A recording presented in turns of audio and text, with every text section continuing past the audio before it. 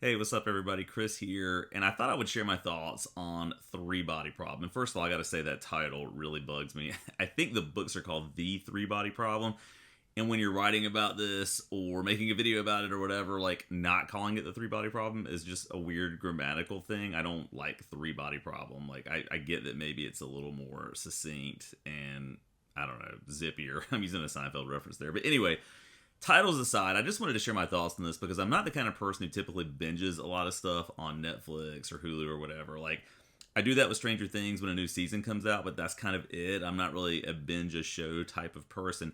But I did sit down and watch all this just because of the strength of the premise, mostly, right? I mean, this idea of, you've got a tale about sending a message into deep space, getting a response, and it tries to sort of underpin all of that with some real science to a certain extent, which most of that does work, but at times, obviously, it's a little bit wonky. So I just wanted to share my thoughts on this, and I will say I have not read the books. I started to read the first book. I found it to be super dense and just didn't really get into it that much. So I don't have that context. I don't know how far off it is from that. I understand that actually a lot of liberties have been taken, and this may actually be kind of a patchwork of different books within that series, within that universe. But I've got my computer in front of me, my laptop, just so I can remind myself of everybody who's in this. So David, is it Benoff? Benoff? I guess I say it. Benioff and D.B. Weiss are the writers of the screenplay here, and they're known for Game of Thrones and things like that.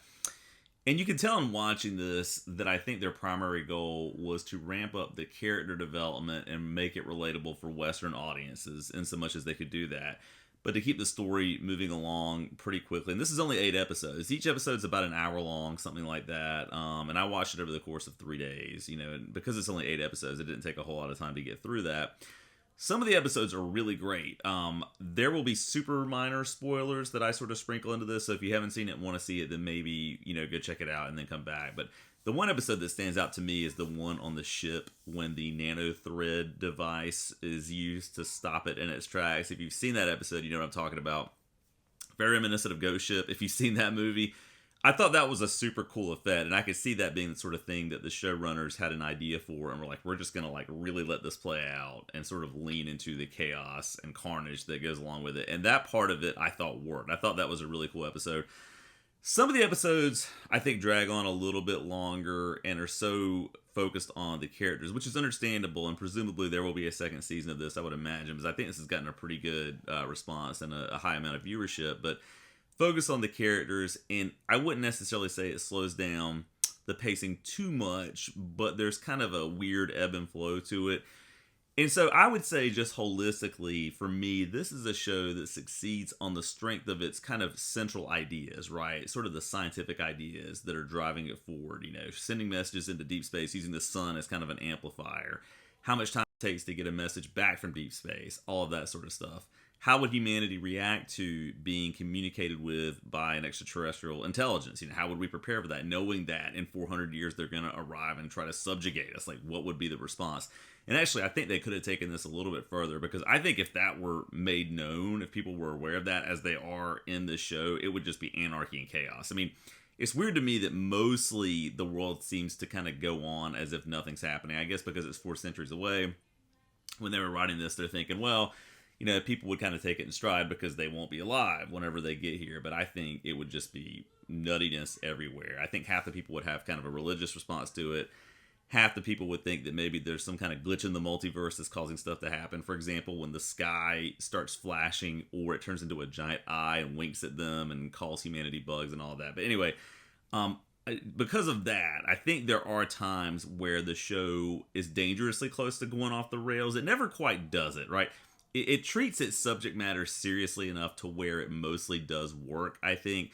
I mean, you've got things in this show, for example, where they're trying to develop, cryogenic sleep so that people can travel through space for long distances and not age and live through that process.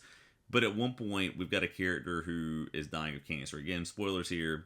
And what they opt to do is to take that person's brain out, put it in a cryogenic chamber, and send it into space so that it can confront and report back on the approaching alien vessels that at that point will be 200 light years away. I mean, there are some weird things in this that are good ideas that I think, again, teeter really close to just being so cheesy that they don't quite work.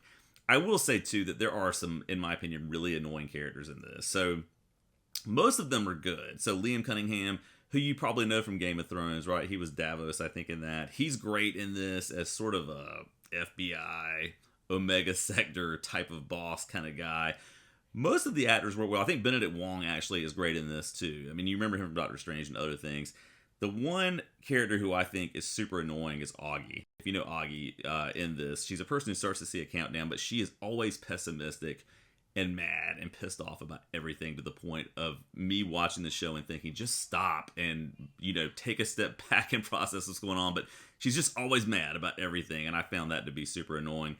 I thought Alex Sharp, the actor who plays Will Downing, was great in this. Jonathan Pryce is really good in it too. He's got a relatively major role. So I think for the most part, the show does work. Again, there is some cheesiness there that almost falls apart at the seams, but not quite. It manages to sort of hold itself together, at least enough for me to care about a second season. So anyway, I'm not the kind of person who would typically assign a number score to something. I haven't done that in a long time, but I would say this is a solid 7 out of 10. It's good kind of popcorn sci-fi viewing. But anyway, if you've seen it, let me know what you think in the comments down below. Thanks so much for watching, and I'm going to be back with another review soon. I think I'm going to see Godzilla times Kong or Godzilla X Kong, whatever the name is. But anyway, thanks for watching, and I'll chat back in again very soon.